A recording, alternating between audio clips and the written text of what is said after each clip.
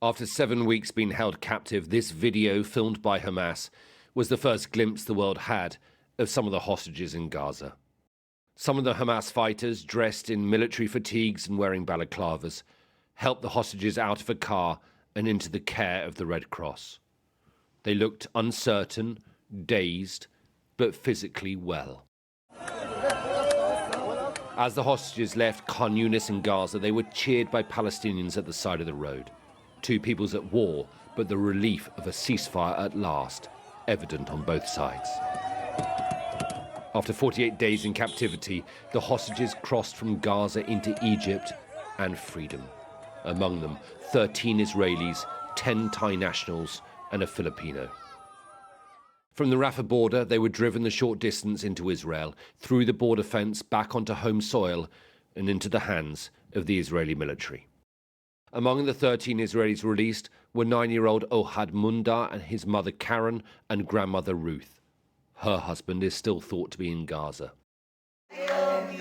Danielle Aloni and her 6-year-old daughter Amelia were also amongst the freed. And mother Doran Asher with her 2 young daughters Aviv and Raz. Her husband's thoughts are still with those left behind. I will not celebrate until the last of the hostages return home. I want to emphasize, our children, fathers, mothers, sisters are currently hostages. There are people whose hearts are breaking at this time, and I want to ensure that each and every hostage returns home. 85-year-old Yafa Adar, who was paraded into Gaza on a golf buggy 7 weeks ago, was also released, as was 77-year-old Hannah Katzir. She was proclaimed dead by Palestinian Islamic Jihad a few days ago. She came out of Gaza alive. In central Tel Aviv, the museum plaza, which has now become a somber vigil for the missing, was filled with the music of hope.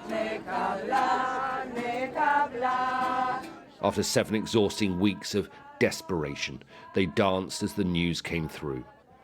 This is a moment of hope and joy for Israelis, but hope in the context and knowledge that many still remain hostage inside Gaza. Not until all the hostages are released will Israel really celebrate.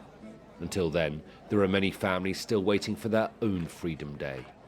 There are a lot of more than 200 out there that we don't know whether they are alive or not. The continuing nerve-wracking situation is, of course, continued.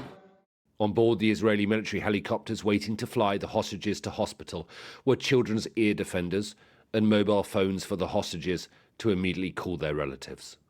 The Israeli authorities have been preparing for this moment for weeks.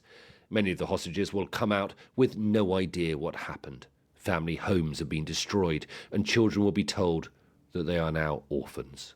Life, as they knew it, will never be the same again. There's a protocol on how to approach them, how to speak with them, what information to give them, which questions to answer, and which questions are better off to be unanswered at this stage by this soldier. The hostages are now being cared for in hospitals across Israel. They will stay there for as long as they need to. Today, it is expected that more will be released. Israel is finally starting to get its people home. Alistair Bunkler, Sky News, in Tel Aviv.